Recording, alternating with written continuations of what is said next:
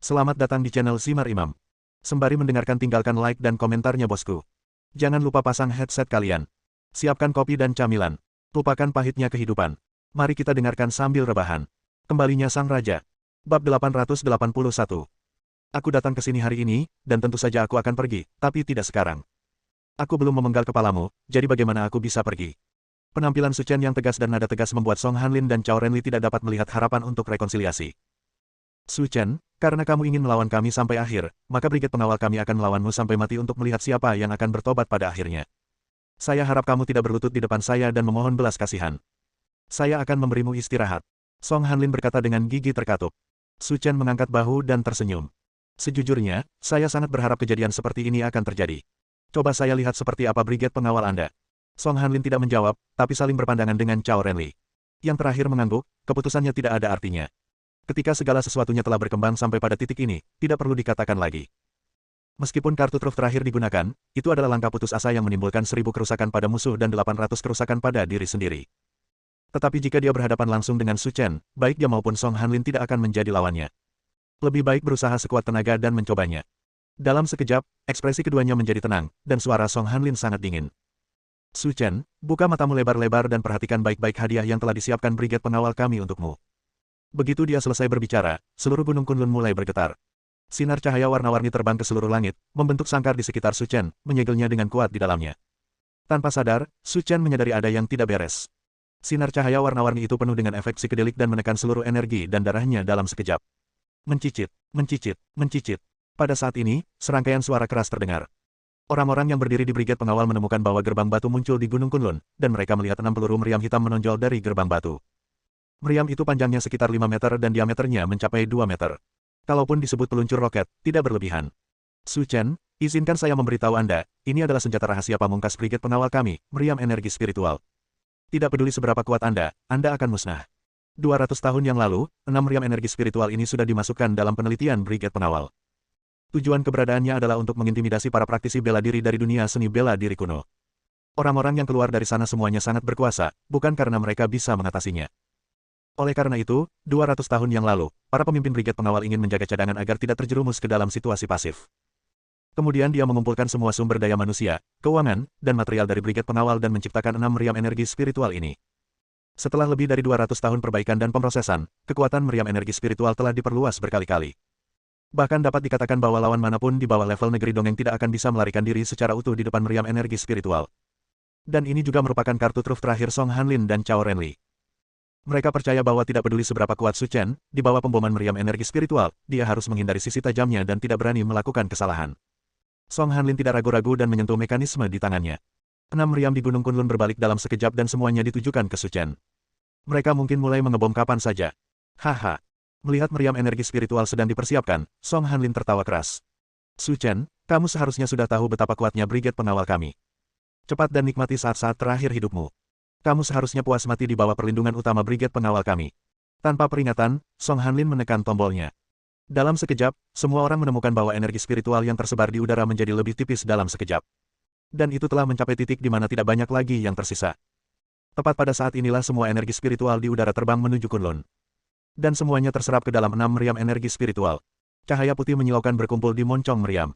Tepat pada saat inilah fluktuasi energi di udara menjadi semakin hebat. Tampaknya ruang pun akan terkoyak. Setelah sekitar 3 detik, meriam telah terisi. Energi putih di dalam tong berkumpul menjadi bola cahaya satu demi satu, terbang langsung menuju Su Chen. Melihat 6 bola cahaya putih terbang ke arahnya, ekspresi Su Chen jarang menjadi serius. Dalam hal ini, jika Anda tidak menganggapnya serius, akan sulit untuk keluar dari situ. Pada titik ini, saatnya bersenang-senang dengan mereka. Pikiran Su Chen bergerak, dan energi naga hitam menyembur keluar dari tubuhnya lagi, dan dalam sekejap, itu mengikis sinar cahaya warna-warni yang mengendalikannya. Tapi kali ini, Su Chen menemukan bahwa di depan sinar cahaya warna-warni, efek korosif energi naga hitam pada mereka tidak sebesar yang dibayangkan. Dan adegan seperti itu pun membuat Song Hanlin tertawa terbahak-bahak. Su Chen, kamu sudah kehabisan akal sekarang. Biar ku beritahu, saat cangkangnya menimpamu, jangan coba-coba melepaskan diri. Kamu pasti akan mati hari ini. Saat ini, Su Chen mengabaikan Song Hanlin. Tangannya terlipat menjadi satu membentuk cetakan tangan yang aneh, yang meningkatkan pertahanannya ke level maksimal. Ledakan. 6 meriam energi spiritual menembakkan total 12 peluru. Semuanya jatuh pada Su Chen dengan akurat. Dalam sekejap, ledakan yang menghancurkan bumi terdengar, dan seluruh pegunungan Kunlun dalam radius 1 kilometer terguncang hingga tingkat yang berbeda-beda. Untungnya tidak ada orang yang tinggal di sekitar sini, kalau tidak kita akan mengira ada gempa bumi. Saat 12 peluru artileri jatuh, markas brigade pengawal terkoyak oleh bom.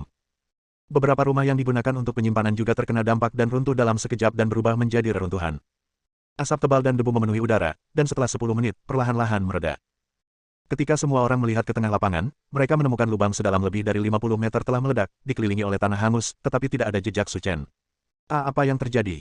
Orang-orang mati dan mereka bahkan tidak meninggalkan tubuhnya. Pria dari sekte tersembunyi itu bertanya. Ini seharusnya normal. Zhao Tianchuan menjawab. Dengan kekuatan 6 meriam energi spiritual itu, bahkan jika kita bergabung, kita mungkin tidak dapat memblokir satu pun dari mereka. Sekarang setelah 12 bola meriam datang, dia pasti akan dibombardir tanpa sampah. Tapi harganya terlalu tinggi. Lebih dari separuh brigade pengawal terkena dampaknya. Akan sulit untuk membangun kembali. Tidak mungkin, untuk membunuh Su Chen, ini yang harus kamu bayar. Babak 882. Tapi meski begitu, selama kita bisa membunuh Su Chen, tidak peduli berapa banyak kita membayar, itu akan sia-sia. Zhao Tianchuan mengangguk, saya kira juga begitu. Song Hanlin dan Cao Renli, yang berdiri di atas panggung, menghela nafas lega. Setelah berusaha keras, kami akhirnya membunuh mereka. Lagu Hanlin merasa lega. Untungnya, saya mengusulkan ide untuk memperkuat meriam 10 tahun yang lalu. Jika tidak diketahui apakah kita bisa membunuhnya. Ya, kalau dipikir-pikir, sungguh konyol kalau aku menentang rencanamu karena masalah pendanaan, kata Cao Renli sambil tersenyum. Haha, jangan bicara tentang biji wijen tua dan millet busuk itu. Sekarang Su Chen sudah meninggal, kita harus memberikan lebih banyak pengalaman dalam pekerjaan rekonstruksi.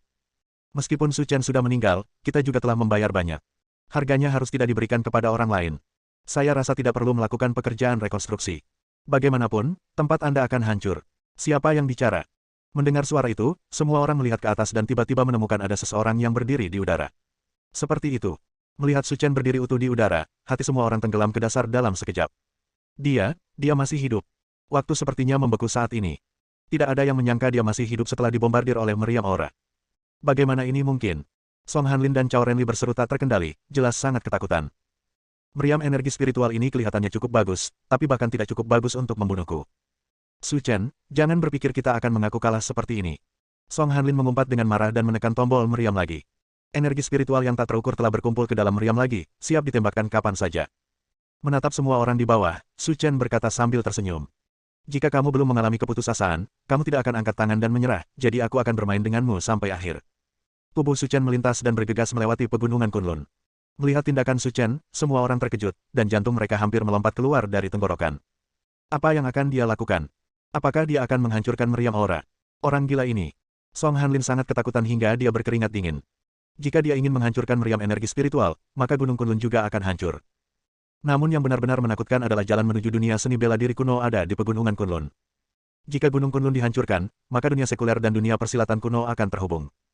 Akibatnya, sulit untuk mengatakan seperti apa dunia sekuler nantinya. Berdiri di udara, Su Chen menjentikkan jarinya. Segera setelah itu, semua orang terkejut menemukan fluktuasi energi spiritual yang tidak terkendali di udara. Saya melihat aliran gas hitam keluar dari tubuh Su Chen, dan 6 bayangan naga hitam mengembun di langit. Melihat benda besar yang menutupi langit dan matahari, semua orang yang hadir tercengang. Tidak ada keraguan bahwa Su Chen memiliki niat membunuh dan menggunakan seluruh kekuatannya.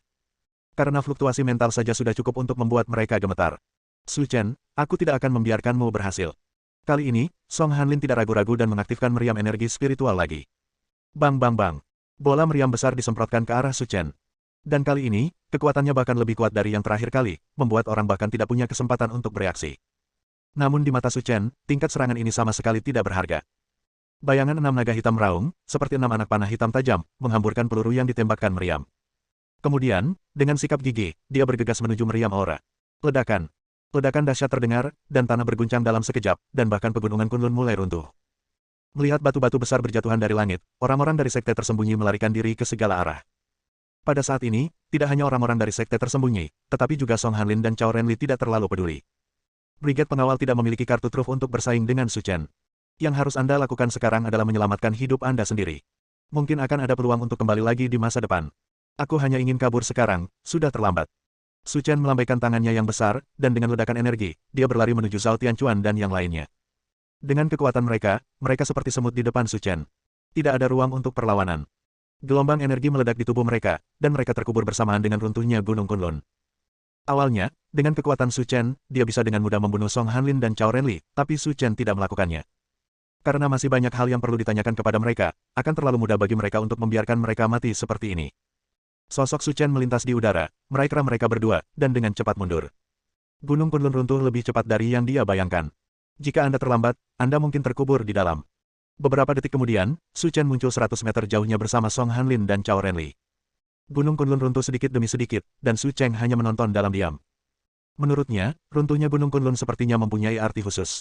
Mungkin ini menandakan bahwa masa depan dunia persilatan tidak akan damai.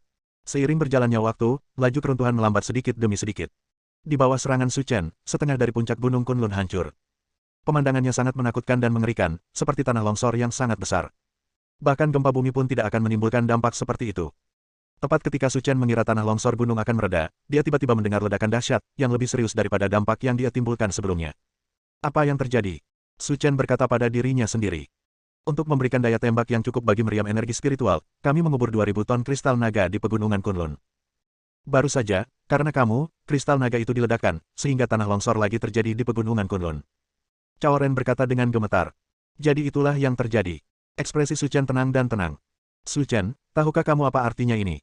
Gunung Kunlun adalah persimpangan dunia seni bela diri kuno dan dunia sekuler.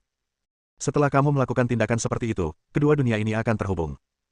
Di masa depan, orang-orang dari dunia bela diri kuno dunia seni, kemungkinan besar akan datang dan pergi dengan bebas, dan dampaknya terhadap dunia sekuler akan beragam. Teriak Song Hanlin lantang. Jika mereka berani berbuat jahat, saya akan membunuh mereka satu persatu. Mendengar suara Su Chen yang dingin dan menggigit, Song Hanlin dan Cao Renli tidak berani berbicara. Ini seperti menunggu kematian diumumkan. Katakan padaku siapa orang yang menyerang tentara salib dan Long Yuan. Bab 883. Memang benar bahwa insiden ini diprakarsai oleh Brigade Pengawal, tetapi dengan kekuatan mereka, mustahil untuk menimbulkan kerugian besar bagi tentara salib. Long Yuan sendiri yang bisa mengalahkan mereka semua. Jadi kita masih harus mencari tahu siapa penolong Brigade Pengawal.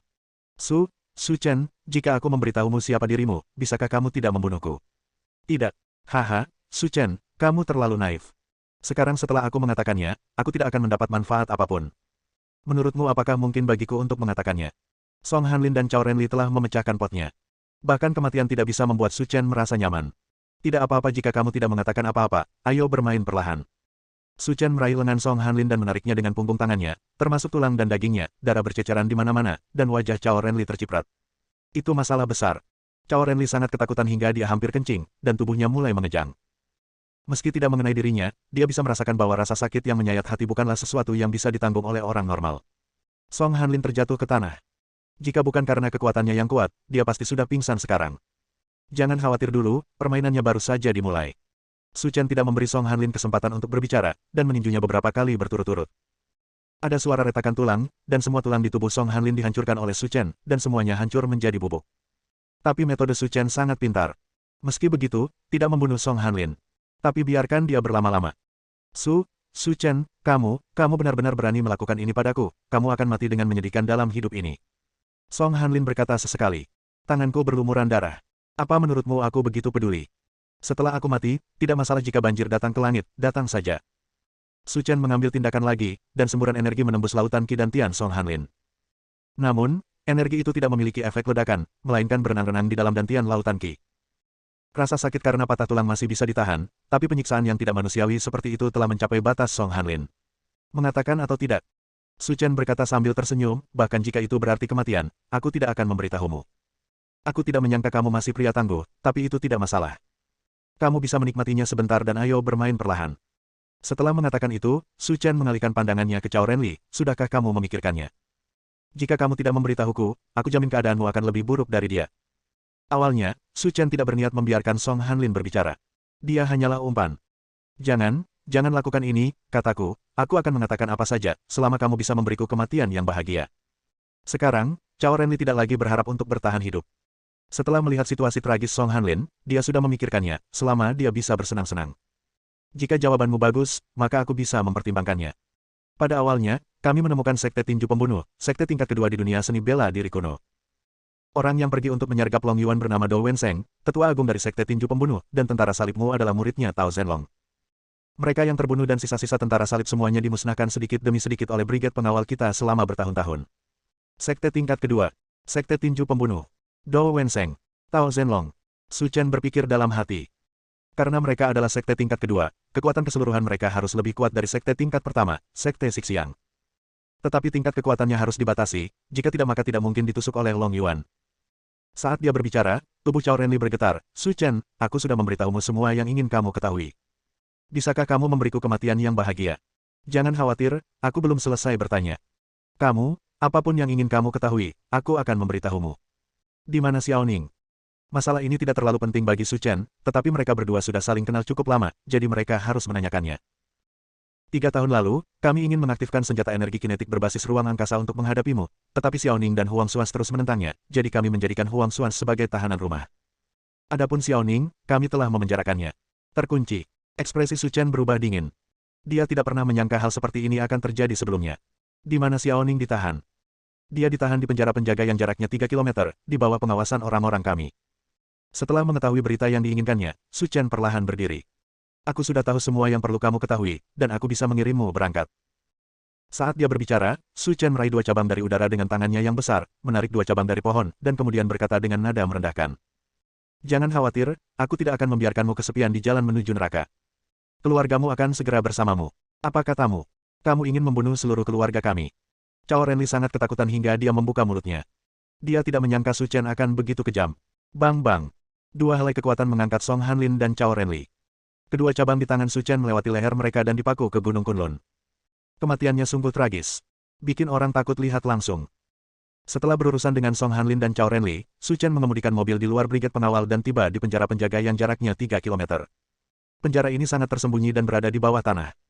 Jika bukan karena tanda khusus brigade pengawal yang didirikan di sebelahnya, bahkan Su Chen pun akan kesulitan menemukan tempat ini.